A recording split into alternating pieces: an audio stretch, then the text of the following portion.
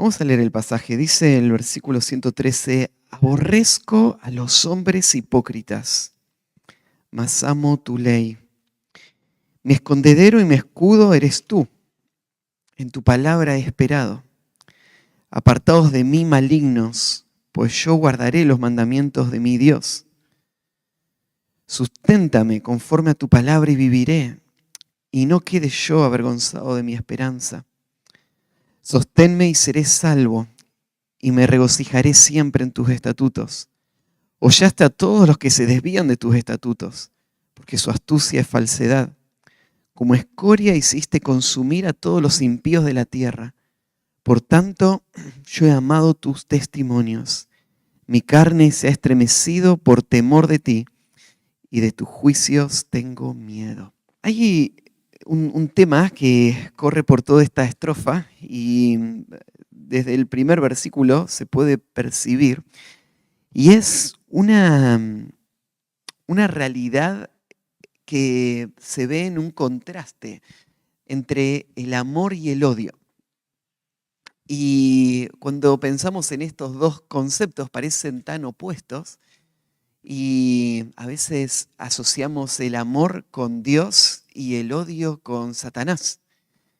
Pero este pasaje nos va a mostrar que el amor y el odio van de la mano y son dos realidades inseparables. Y que si vos vas a vivir una vida de fidelidad al Señor y si vas a vivir una relación sana con su palabra, tenés que entender esta tensión y tenés que poder vivir en medio de esta realidad mixta. Cuando pensamos en el amor y en el odio, tenemos que pensarlo, claro, como Dios lo ve, porque no todo el amor es aprobado por Dios y no todo el odio es rechazado por Dios. Amor y odio son parte de la vida de un hombre piadoso también. Y este salmo nos va a exponer a esta realidad. Así que el título de esta estrofa le puse Amor y odio unidos inseparablemente. Amor y odio unidos inseparablemente. En el versículo 113 se presenta el asunto de esta manera. Aborrezco a los hombres hipócritas, mas amo tu ley. Y vos podés notar entonces esta doble realidad en donde el salmista está presentando esta relación amor y odio. En primer lugar, cuando pensamos en el amor, todo el Salmo 119 fue dándonos pautas de qué es lo que el salmista ama, qué es lo que el Hijo de Dios ama. Y cuando mirás y haces un resumen, podrías ver claramente se menciona el amor a Dios, se menciona el amor a la ley de Dios, se menciona aún el amor a personas. Y este concepto es muy repetido y esto es algo que asumimos y entendemos bien. Así que no nos sorprende que se hable del amor una vez más.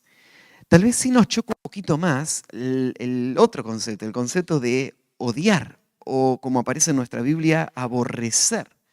Aborrezco a los hombres hipócritas. El Salmo 119 también ya nos presentó el concepto de aborrecer, solo que hasta acá nosotros pensamos en aborrecer como el aborrecimiento de el pecado, de las cosas que son contrarias al carácter de Dios. Pero acá no está hablando del pecado, sino está hablando de las personas que están viviendo en el pecado. Está hablando de las personas que están viviendo en rebeldía contra Dios, no solamente de el rechazo que el salmista tiene por el pecado, sino por aquellas personas que están entregadas al pecado. La palabra aborrecer es un término muy fuerte que puede usarse en varias formas. Aborrecer sería una de las traducciones. La idea también podría ser la de detestar o odiar, como mencionábamos antes. O también la idea de oponerse o el rechazo y la intención de no querer tener ninguna relación, de ninguna manera. con algo o con alguien. Entonces, cuando se usa esta palabra en diferentes contextos, esta es la idea, ¿no es cierto? Es algo repulsivo, es algo de lo que no quiero tener ninguna relación, ningún contacto, porque se desprecia. Pero pensar esto en relación a personas, ¿no nos parece que sería lo que Dios piensa de las personas? Porque vemos a Dios como un Dios misericordioso, paciente, compasivo. Pero no tenemos que olvidar este elemento de que Dios también aborrece, que Dios también tiene esta actitud de no querer ninguna asociación y distanciarse completamente del impío. Algunos pasajes que nos muestran esto, vemos por ejemplo el Salmo 5, versículo 6. Salmo 5, 6 dice así: destruirás a los que hablan mentira, al hombre sanguinario y engañador abominará Jehová. Y ahí la palabra abominar es este mismo concepto. Es detestar, es no poder soportar, es no querer tener ninguna asociación. Al hombre, acá menciona sanguinario y engañador. También en el Salmo 97, 10 dice: los que amáis a Jehová, aborreced el mal. Él guarda las almas de sus santos, de manos de los impíos la libra. El Proverbios, capítulo 6, versículo 16, dice: 6 cosas aborrece Jehová, y aún 7 abomina su alma. Esto es un lenguaje muy duro. Dios lo abomina. Los ojos altivos, la lengua mentirosa, las manos derramadoras de sangre inocente, el corazón que maquina pensamientos inicuos, los pies presurosos para correr al mal, el testigo falso que habla mentira y el que siembra discordia entre sus hermanos. Todas estas cosas Dios las odia. Y al principio mencionó las partes del cuerpo que forman a la persona entera y termina hablando de personas. Así que un hombre que odia, que aborrece, en el mundo sin Cristo es un hombre egocéntrico que rechaza a otros porque le afectan a él. ¿Sí? Y entonces este rechazo, este odio tiene que ver con el orgullo, tiene que ver con el egoísmo. Pero para un hombre piadoso, odiar es reflejar el carácter de Dios. Es odiar todo lo que Dios odia. Es ponerse del mismo lado que Dios a la hora del juicio. Y cuando Dios se para y Dios le dice a estos: yo los aborrezco por su rebeldía, yo me paro del lado de Dios junto con Él y digo: y yo también. Yo pienso igual que Dios. Y yo me relaciono con estas personas de la misma manera en la que Dios se relaciona. No es un odio basado en mis intereses. Es un odio santo y justo que asocia al hombre piadoso con Dios. Y por eso dice ahí el Salmo 139, versículo 21.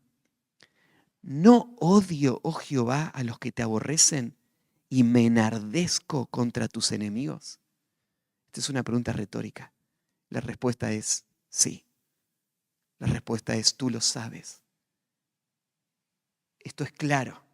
No hay duda. Nadie podría poner en tela de juicio que esto es verdad. Esto es evidente. Yo odio a los que aborrecen a Dios. Sí.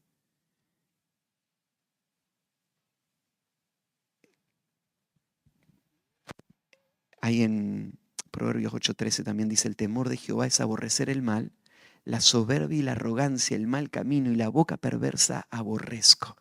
Este es de nuevo el salmista, perdón, el que está escribiendo el proverbio, Salomón, que está haciendo esta afirmación. Esto es verdad para mí también. Yo odio a estos comportamientos y a estas personas. Claro, el odio piadoso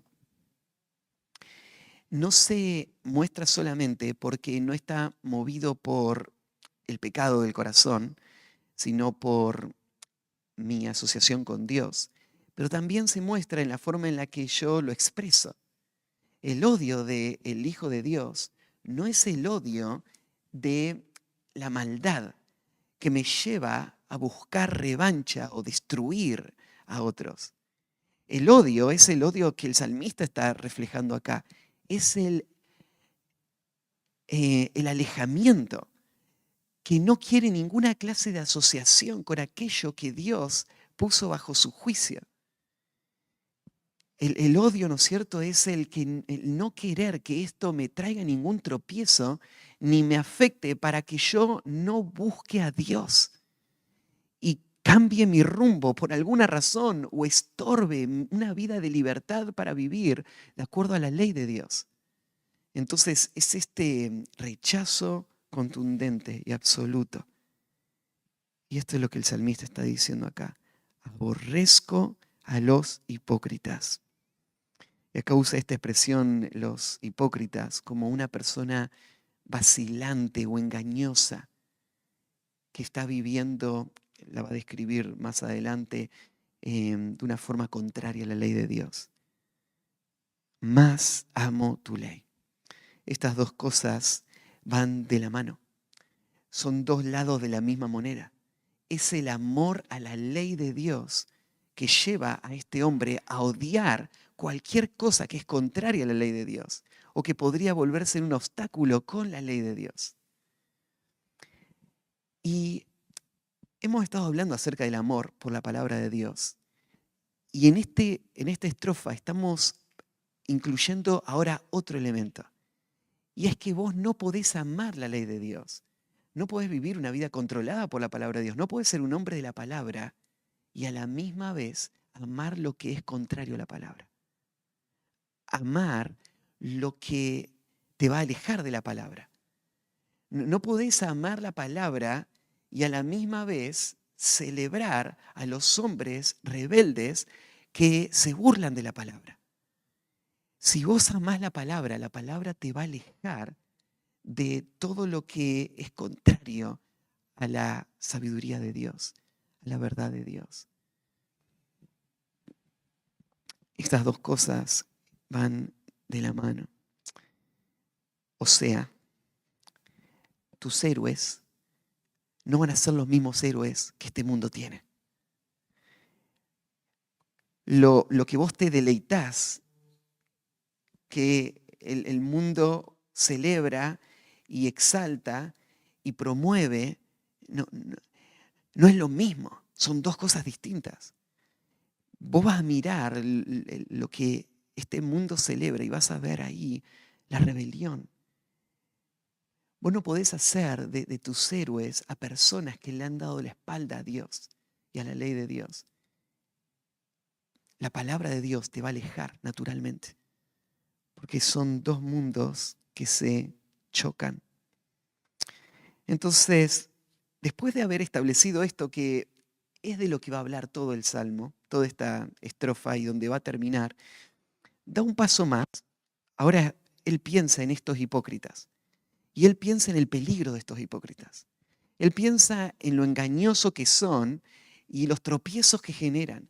Él piensa en la oposición que van a traer y los peligros que van a venir. Así que él inmediatamente, después de decir yo odio a los hipócritas, lo próximo va a decir mi escondedero y mi escudo eres tú.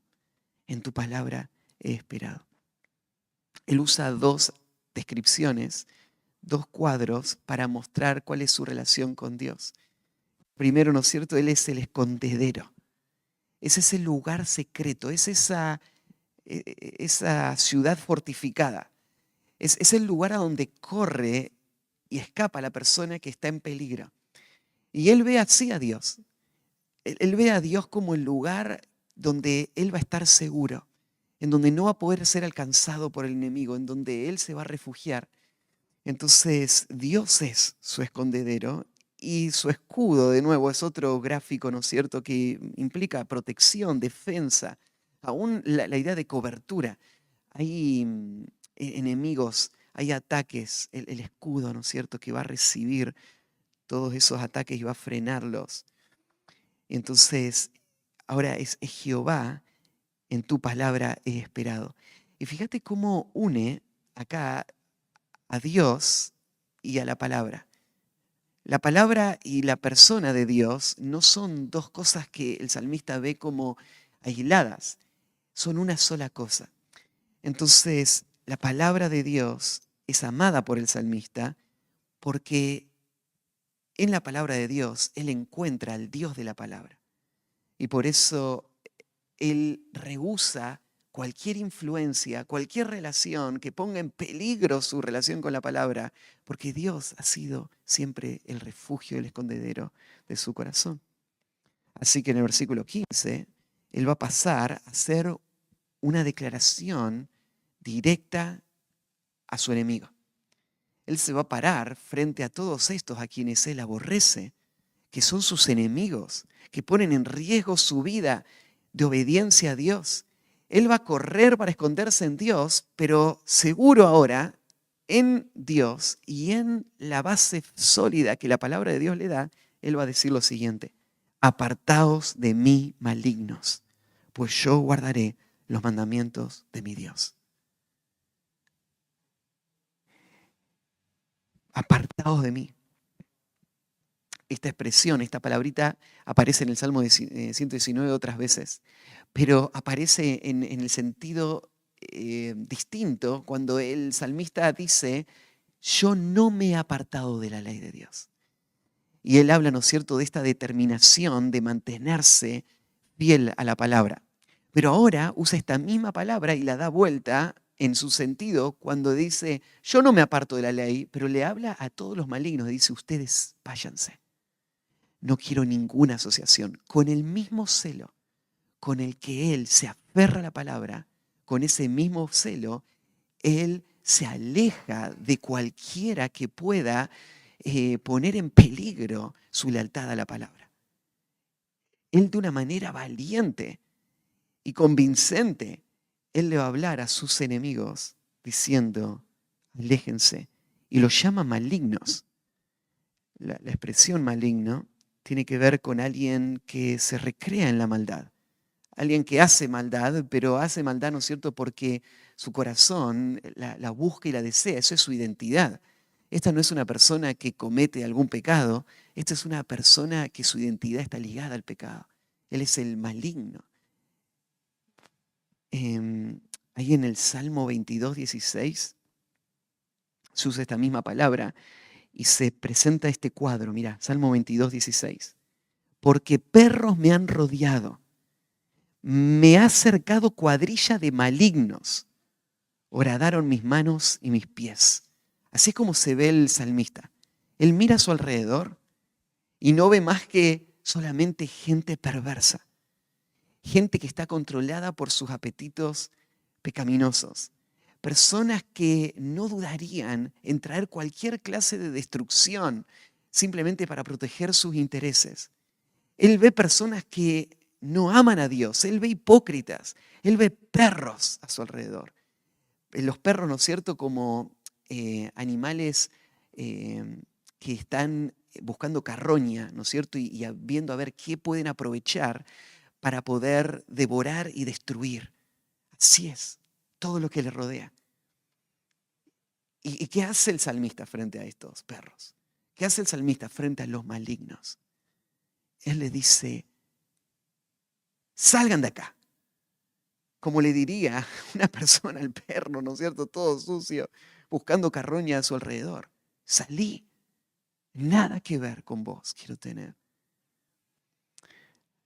Tenés que entender que aquel salmista no está poniéndose en una posición de orgullo espiritual, en donde él pretende vivir su vida aislado de todo el mundo, viendo a todos como malignos y pecadores, y él el único santo que honra al Señor. El pueblo de Dios fue llamado a vivir en este mundo, para hacer luz en este mundo y ser sal en este mundo. El mundo es nuestro campo misionero y son malignos a quienes el Señor nos envió. Entonces, les amamos en este sentido, queremos su conversión, pero les aborrecemos en el sentido de la contaminación que ellos representan. Les aborrecemos en no crear ningún lazo con ellos que nos lleve a tropezar. Les aborrecemos en el sentido que vivimos en dos mundos totalmente distintos y son incompatibles.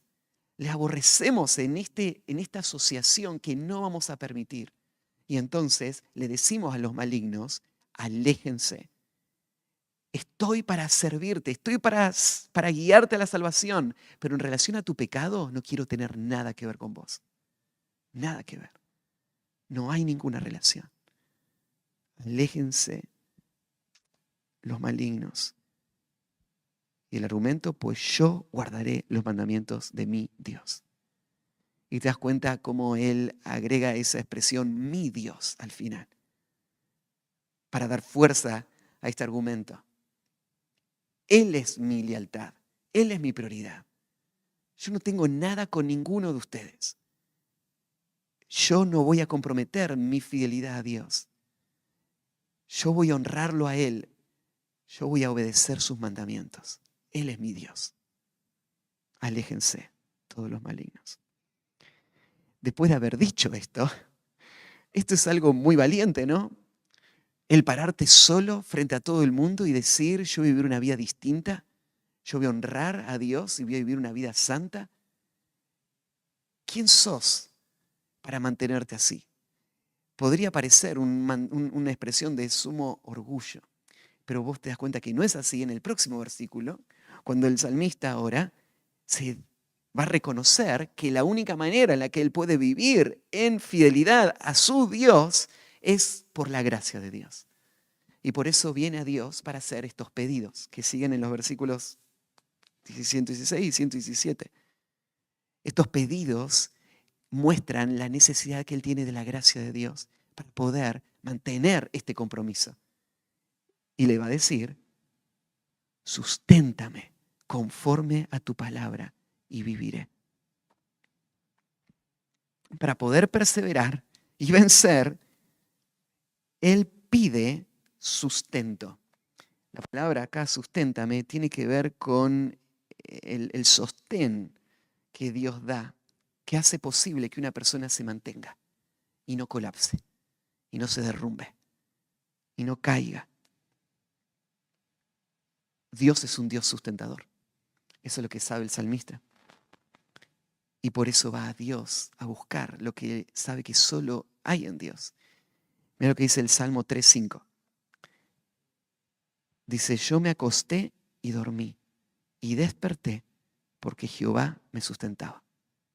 Esta es una imagen tremenda, ¿no? Acá hay un hombre rodeado de perros malignos que están buscando destruirle, y él se para firme y dice, yo voy a obedecer a Dios sin importar lo que ustedes piensen o hagan. Yo no voy a ceder. Y se va a dormir a la noche sin ningún temor. ¿Por qué se va a dormir tan tranquila? Dios le sustenta. Dios le guarda, Dios le sostiene. Cada aliento de su cuerpo, Dios lo da, ¿no? En el Salmo 37:17 dice, porque los brazos de los impíos serán quebrados, mas el que sostiene a los justos es Jehová. El que sostiene a los justos es Jehová. ¿Por qué temer? Solamente hay que temer al pecado. Solamente hay que aborrecer en esta forma al pecador. Y Dios va a sostener. Dios va a quebrar al impío. Y al justo, Él lo va a sostener. Y en el versículo 24 dice, cuando el hombre cayere, no quedará postrado, porque Jehová sostiene su mano. Hay momentos de tropiezos, hay caídas. El Señor sostiene.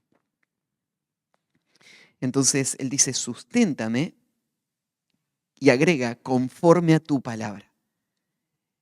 Porque Él va a pedir algo que sabe que Dios prometió dar. Entonces se apoya en la palabra de Dios para hacer este pedido. Señor, no me dejes. Estoy en peligro. Confío en tu palabra. Tú lo prometiste. no puede fallar.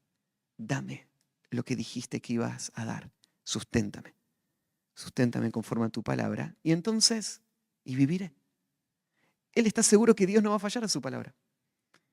Él lo pide, pero ya lo tiene, ¿no? Él lo pide, pero Dios lo prometió. Así que dice, viviré, viviré. Él está tranquilo. Y agrega el otro pedido que va relacionado con este, y no quede yo avergonzado de mi esperanza. ¿Se acuerdan que ya hablamos de la vergüenza?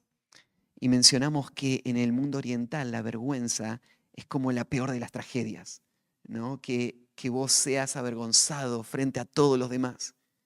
Y este hombre que está pensando, él dice, yo he confiado en Dios. Yo les he dicho a todos que Jehová es mi Dios. Yo he confiado en la palabra de Dios. Él me va a sostener. Y, y si Dios no cumpliría esa palabra, ¿qué es lo que pasaría? Sería avergonzado de mi esperanza. La esperanza que yo profeso, la esperanza a la que me aferro, sería demostrada falsa. Y yo quedaría expuesto. La tragedia final, la vergüenza, una vida deshonrada. Y el salmista dice, Señor, no dejes que eso pase. Y no va a pasar. Nunca fue avergonzado nadie que ha puesto su esperanza en el Señor. La esperanza verdadera nunca va a traer vergüenza, ¿no? Porque Dios no defrauda a nadie. Y el salmista lo sabe. Por eso está pidiendo que Dios haga esto conforme a su palabra. Siguen los pedidos en el versículo 117, donde dice, sosténme y seré salvo, y me regocijaré siempre en tus estatutos. Acá el segundo pedido es, sosténme. Susténtame era el primero, ¿no es cierto? Que era como proteger, sostener para que no caiga.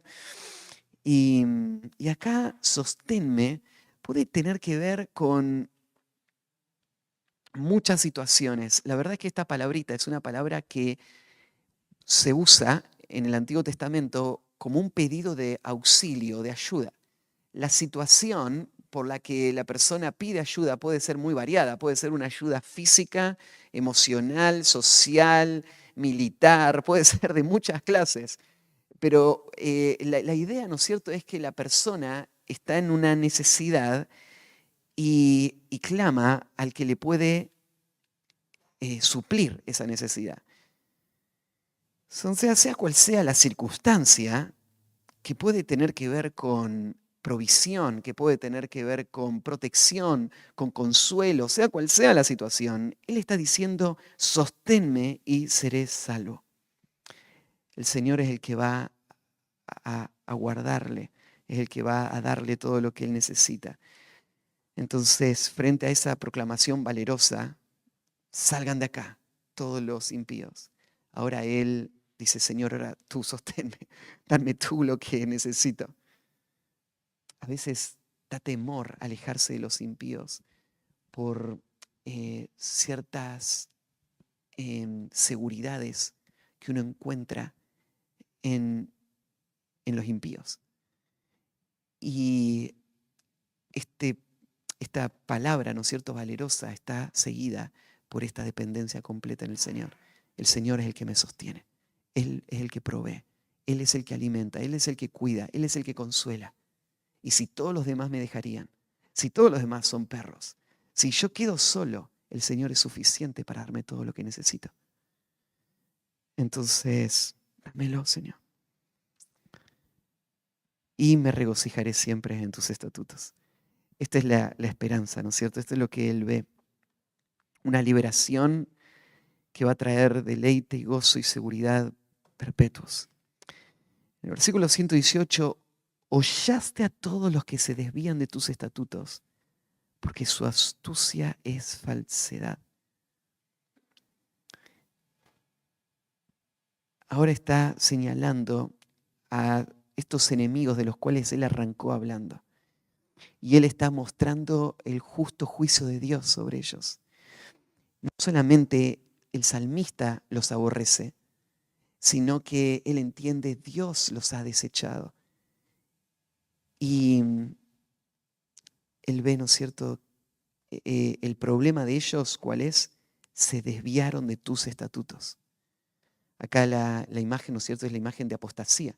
Es la imagen de tener un camino claro por el cual deberían haber caminado y abandonarlo de forma abierta, de forma rebelde, de forma audaz, ¿no es cierto?, y provocativa. Dejaron los estatutos de Dios. Y estas personas que dejaron los estatutos de Dios fueron dejados por Dios y fueron castigados por Dios. Su astucia es falsedad. Ahí Jeremías 8:5 describe esta escena de apostasía y rebeldía, hablando de Israel con estas palabras, Jeremías 8:5. ¿Por qué es este pueblo de Jerusalén rebelde con rebeldía perpetua? Abrazaron el engaño y no han querido volverse. Fíjate cómo une Jeremías estas dos ideas también de rebeldía y engaño. Como en este versículo donde habla, ¿no es cierto?, de desviarse, o sea, de apostasía y después de falsedad.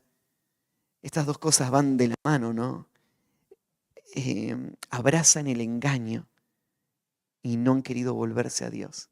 O sea, estas personas, en vez de caminar en el camino de la palabra de Dios, en donde Dios ha establecido con justicia su verdad y donde hay un camino seguro por el cual todos debemos caminar, estas personas escucharon las mentiras de su propio corazón, las mentiras del entorno, las mentiras del enemigo y eligieron la falsedad.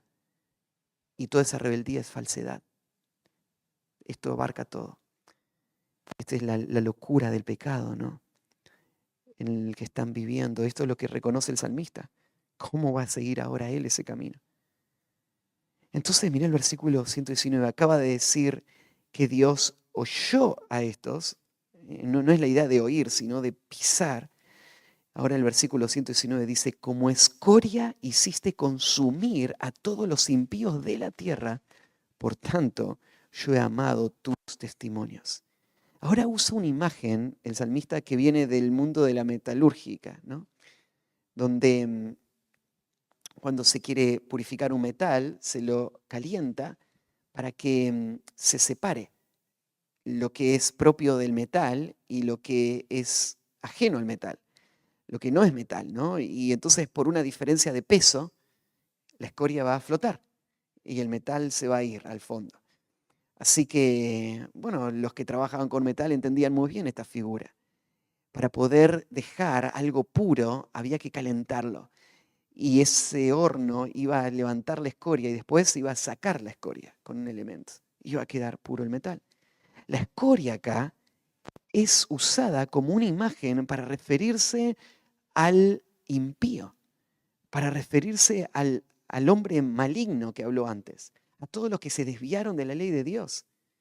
Delante de Dios son como escoria. Son lo que están arruinando el metal precioso que Dios tiene. Es lo que dice ahí Proverbios 25:4. Quita la escoria de la plata y saldrá alhaja al fundidor. Esto cualquier hombre que trabaja con metal sabe. Para poder hacer una alhaja preciosa hay que quitar la escoria. Hay que quitar la escoria. Esto es lo que Ezequiel 22:18 dice en cuanto al pueblo de Israel.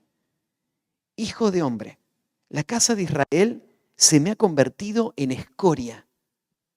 Todos ellos son bronce y estaño y hierro y plomo en medio del horno, y en escoria de plata se convirtieron. Por tanto, así ha dicho Jehová el Señor, por cuanto todos vosotros habéis convertido en escoria, por tanto, he aquí que yo os reuniré de en medio de Jerusalén. ¿Qué es lo que Dios va a hacer con la escoria? La va a reunir, la va a sacar. Y esto es lo que el salmista está diciendo acá de los impíos. Esto es inminente. Claro, hoy ellos son un peligro, ellos acechan, ellos se burlan, ellos son la mayoría. Pero no te equivoques, ellos son la escoria que va a ser quitada de la plata. El Señor lo va a hacer. Por tanto, yo he amado tus testimonios. el juicio se acerca. Esto trae temor al corazón del Hijo de Dios. Un temor en asociarse con la escoria. Ahí en Malaquías 3:2 dice, ¿y quién podrá soportar el tiempo de su venida? ¿O quién podrá estar en pie cuando Él se manifieste? Porque Él es como fuego purificador y como jabón de lavadores. ¿Quién va a quedarse en pie cuando Él venga? Él es como un fuego purificador y cuando aparezca el Señor, lo que va a pasar, la escoria va a flotar. Es como un fuego que quema y Él va a sacarla. Sí. Entonces es este juicio inminente de Dios sobre los que abandonan la ley que enciende un celo renovado en el salmista por amar la palabra de Dios. ¿Entendés que odio y amor van de la mano? Es que Dios es fuego. Él separa. Y Él va a juzgar un día. Y termina con esta expresión. Mi carne se ha estremecido por temor de ti. Y ahora hay una relación extraña que se va a hacer, porque hasta ahora era amor y odio. Y ahora incorpora otro sentimiento, temor. Amor, odio. Y ahora incluye uno que es más, el temor, uno más. ¿Qué relación tiene el temor con todo esto? Bueno, parecería que amor, odio y temor no tienen mucho en común.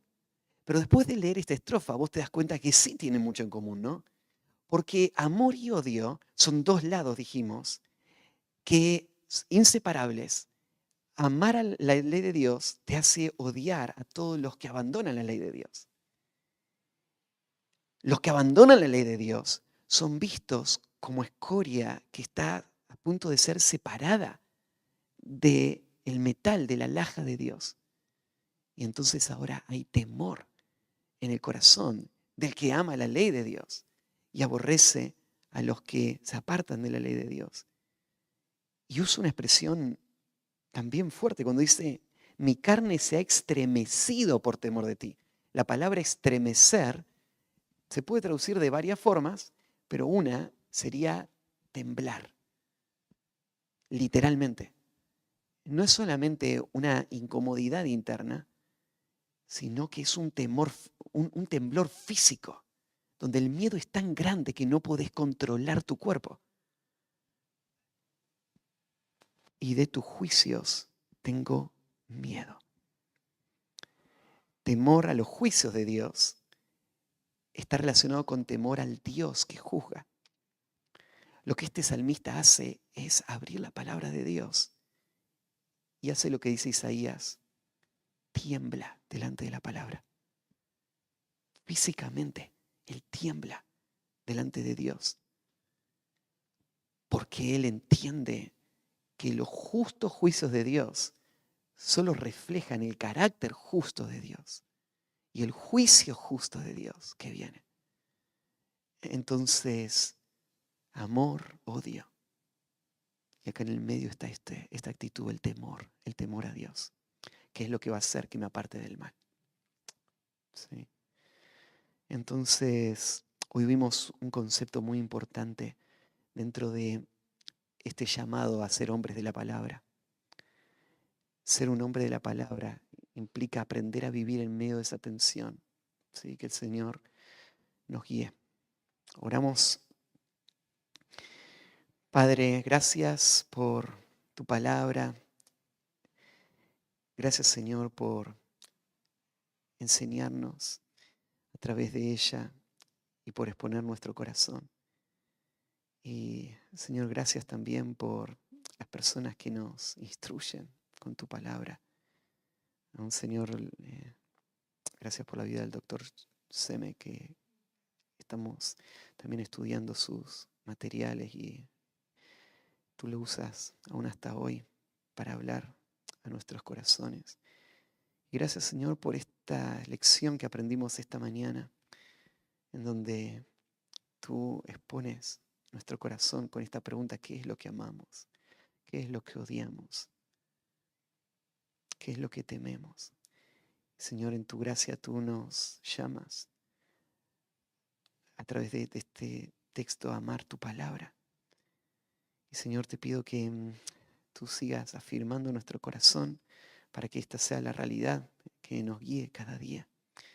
Y te encomendamos, Señor, este día a ti y cada día, pidiéndote que tú nos ayudes a vivir en temor reverente, guiados por tu palabra, y que podamos, Señor, amar a los perdidos para que puedan escuchar el Evangelio, pero a la vez aborrecer cualquier asociación con ellos que pueda ser un tropiezo para que podamos caminar en obediencia a ti. Te amamos a ti, Señor. Tú eres nuestro Dios y nos consagramos una vez más a ti. En el nombre de Cristo Jesús. Amén.